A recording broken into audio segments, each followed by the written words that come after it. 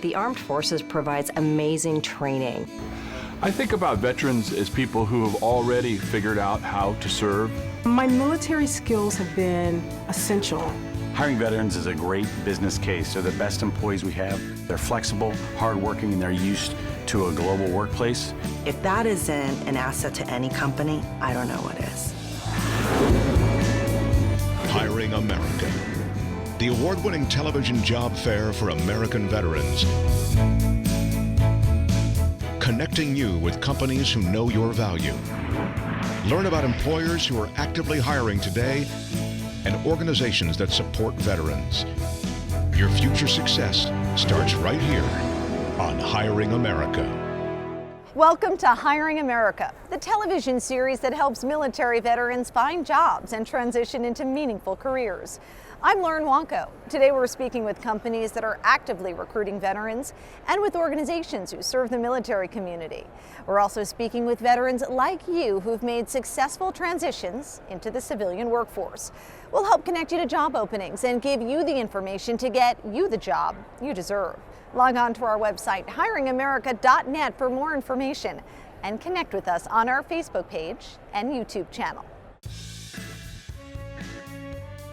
The Dwyer Group is a holding company of 14 service-based franchises that provide high-quality residential and commercial services worldwide. They're also an active member in the International Franchise Association, where their founder, Don Dwyer, started VetFran, the Veterans Transition Franchise Initiative. Joining us today to talk about VetFran and the incentives this program offers veterans is Mary Kennedy Thompson, Chief Operating Officer of the Dwyer Group, and also served 8 years in the United States Marine Corps. Thanks for joining us here on Hiring America. Thank you. Tell us more about your service and why you decided to join that branch of the military. I believe that it's very important to want to be on the best team possible, and I've always thought that the Marine Corps was the best of the best. And as an Army brat, I thought the world of people who served and had a heart for service, and I found the Marines that I ran into, they were some of the strongest and the best and the fastest and the smartest, and I wanted to be part of that. What did you do in the Marine Corps? I was a logistics officer, so I was a generalist, and really my job was to take people and supplies and things from here and to bring them over here. What would you say was the most interesting part of your job? It's always the people.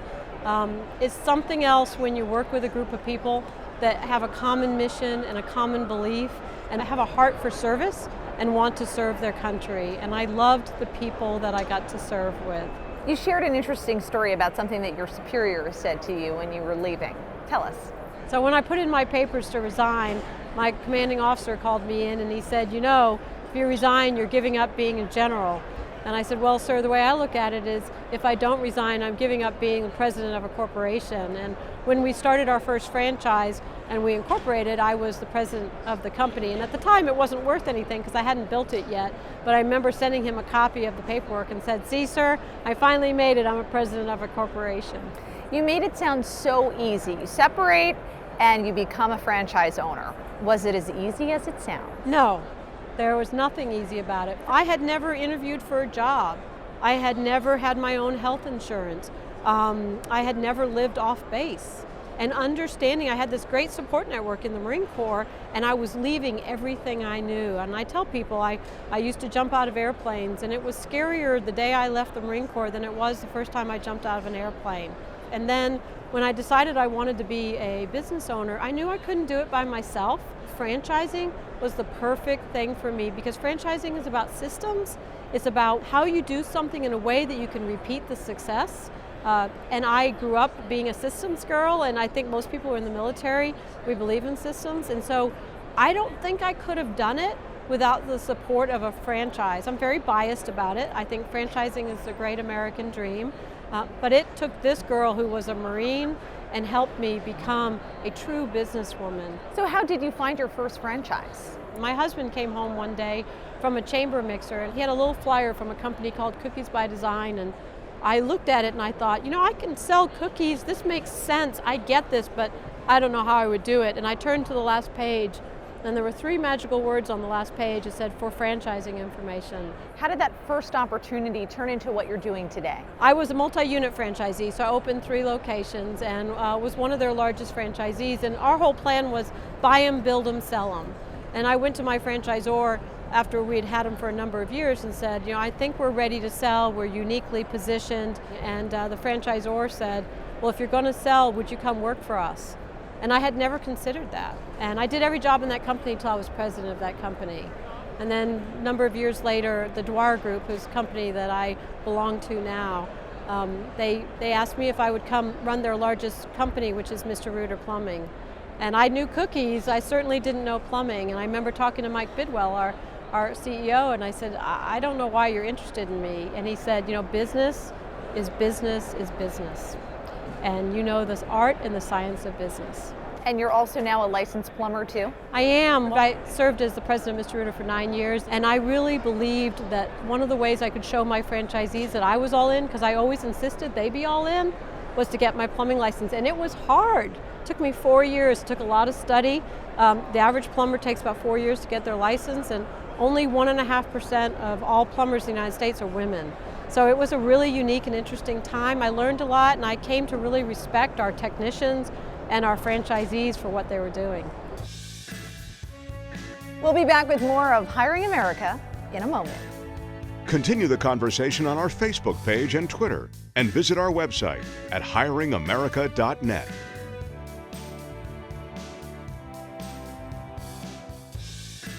This week, Hiring America and Virginia Values Veterans honors the Virginia SHRM State Council, a proud V3 certified community partner that increases employment opportunities for veterans.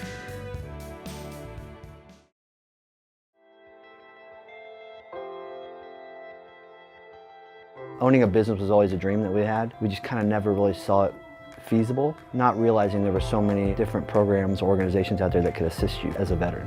VetFran played a large role in us establishing, finding, and researching the franchise that we currently have. What we found is that our veterans serve their clients in the same way that they honorably served our country. They understand the mission, they plan like crazy, they execute, they're able to adjust and still focus on achieving the mission. When they commit to something, they commit all in. We also find that veterans have very strong values, and in franchising, we represent brands, and we need people who are willing to stay committed to the brand promise. It is a door, it's a path.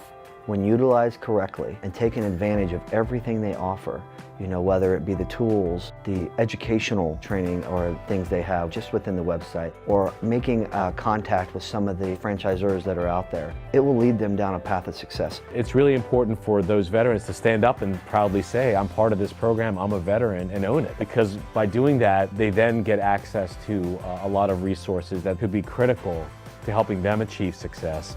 Franchising is great for veterans, and veterans are great for franchising. So in my mind, there's no reason not to get involved. It's a matter of saying thank you by giving discount and support to these veterans, and they're going to bring so much value to your organization.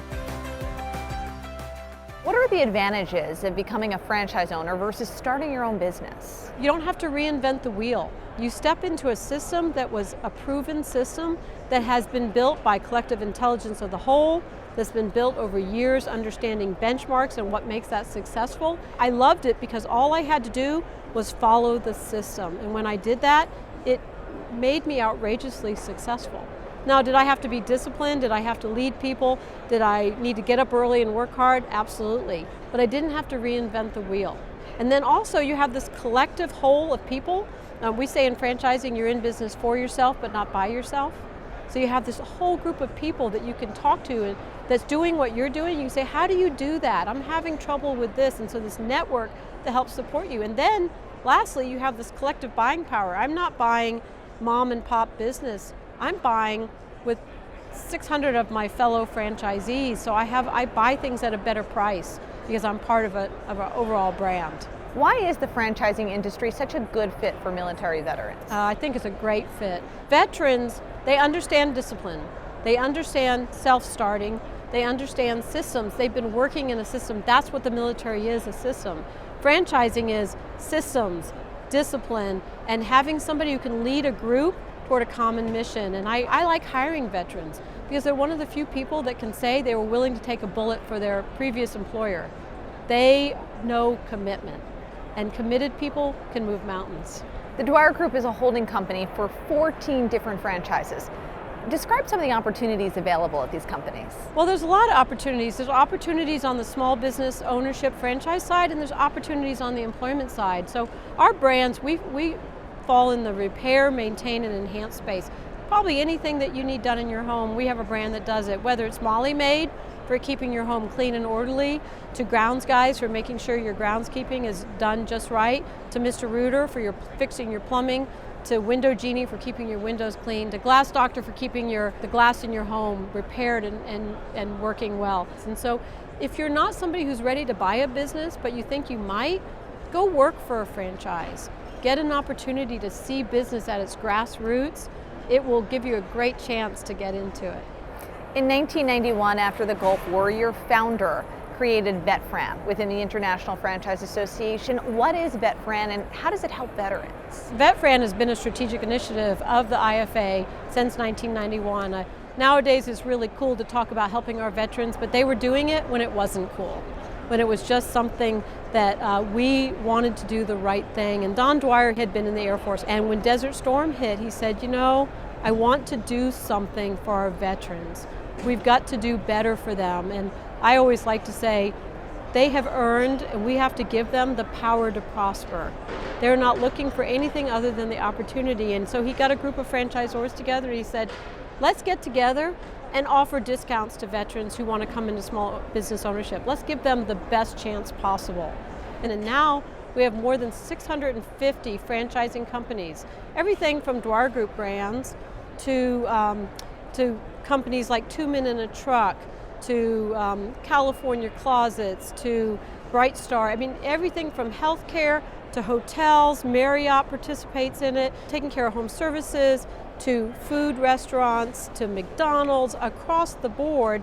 These are franchisors that offer discounts to veterans to come into franchising. And VetFran is that group of franchisors that offer the discounts to those veterans, who also have mentoring programs to help veterans come in, because sometimes it's tough to be able to translate what you know and what you've done to what the civilian world does. You have it and you know it, but you don't know how to translate it. And most of our committee members are veterans ourselves, and we work to help match up veterans to franchising, whether it's in small business ownership or for jobs. How has the Dwyer Group, through the VetFran program, helped veterans? Well, we've done a number of things. Over the years, we have given over $2.4 million in discounts to veterans coming into small businesses.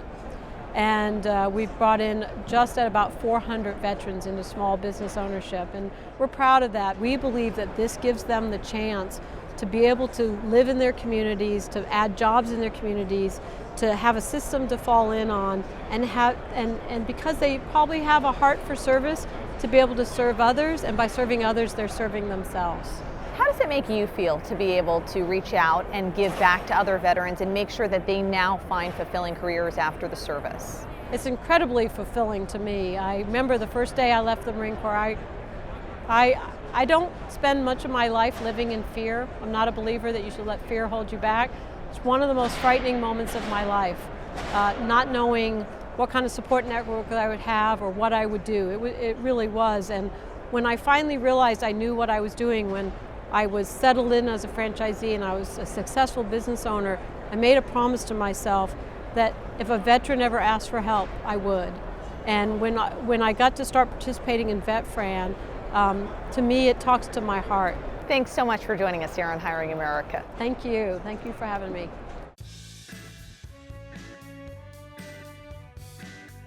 We'll be back with more of Hiring America in a moment.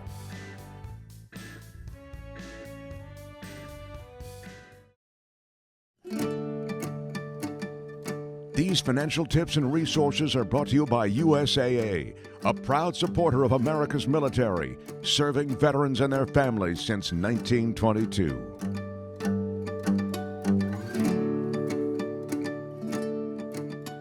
Debt affects thousands of Americans, and we know that debt affects military families too. What advice do you give to military families about navigating through debt and coming out on the other side? Debt is one of those things that it really affects most of us in today's society, and if you've been in a position where you've had a lot of debt, you know how that feels. It can almost feel kind of helpless, right? So confessions of a financial planner here. It wasn't that long ago that I found myself in a position where I had about 70% of my income coming every month going out to debt payments. So a house I really couldn't afford, cars, had to have it, right? And that's kind of what our society teaches us today is it's a instant gratification. If we want it, go buy it, and that way you kind of keep up with what everyone else is doing as well. And the problem with that is when you get into a situation where you have that much debt, it makes it really difficult, if not impossible, to work towards other financial goals, right? So, saving for retirement is one thing, but even more short-term goals can be very difficult as well, like putting your kids through college or whatever the case may be. The key there is we'll call it the 3 A's to approach this. So the first A is just to assess what your situation is right now. So take a look at what debts do I currently have, what are my interest rates, what are my payments that are required each month, right? And then looking at that budget to say, okay, where do I have some wiggle room in here, if any, at this point, to be able to pay a little bit extra towards that debt. Okay, and that's going to kind of lead into the second A, which is to attack it. So we're going to attack the debt with a vengeance, right? So we're going to put a plan together to figure out how can I pay down this debt as quickly, as efficiently as possible. And there's really 2 schools of thought there. One school of thought is, okay, I'm going to make the minimum payments required on all my debts but one, and on that one I'm going to pay extra. And that one debt I'm going to pay extra on is going to be the debt that has the highest interest rate, right? And by paying on that highest interest rate first, once I get that debt paid off, I'm going to take that payment, roll it on to the next highest interest rate, and so forth until I get them all paid off. That approach will probably save you the most in time and money, okay? But sometimes it's not the funnest approach, especially if that highest interest rate is also one of the highest balances. It can take a while to see progress. So if you really want to kind of get that quick win and see some progress, the other option that you can take is to attack the debt with the smallest balance first. So I'm going to see, okay, which one of my debts has the smallest balance? I'm going to put extra towards that. Once it's paid off, then I'll roll that payment to the next smallest debt. So that's how we'll attack the debt. And then the third thing is avoid.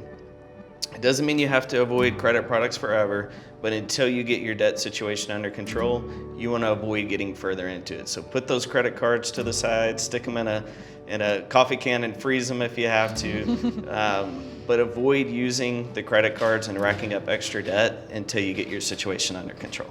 I think in the military community we can also use some of our lifestyle changes to help reset. So every time we PCS, if we move, we can reset our budget by deciding where we're going to live in a very proactive way to maybe free up some income to pay down some of the debt that we've incurred. We can take advantage of a deployment and potentially the additional income that's coming in during a deployment to help pay down some of that debt as well. And cost of living, as we all know, varies throughout the country. Yes. Is that something that military families can use to their advantage when they're looking at their budget? As Ingrid said, every time you PCS, the cost of living is going to change, your housing is going to change, your expenses are going to change. So that is going to necessitate a relook at your budget. And depending on what the situation is, you may be able to take advantage of it or you may not, depending on if you move to a lower cost area or maybe a higher cost of living area. But if you do move to that lower cost of living area, then it is definitely an opportunity to take advantage of that excess. As Michael said, avoid putting on extra debt, assess your situation, and apply and help you get out of debt sooner. And once you get out of debt, then you'll get a sense of financial peace. Remember, there are 2 sides to the budget. So we talk about a budget as being a tool to free up money, and oftentimes people focus on cut, which certainly isn't any fun. But on the other hand, hey, what opportunities are there for us to increase our income?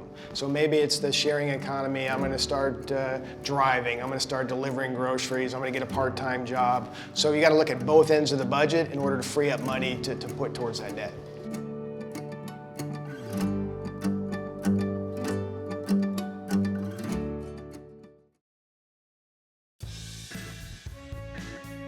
Thanks for watching. The information we've just shared is all on our website, hiringamerica.net. Log on and find out about companies who are hiring veterans. And don't forget to connect with us on our Facebook page and YouTube channel, where you can find helpful tips and full episodes of the show. I'm Lauren Wanko. Join us again for another episode of Hiring America.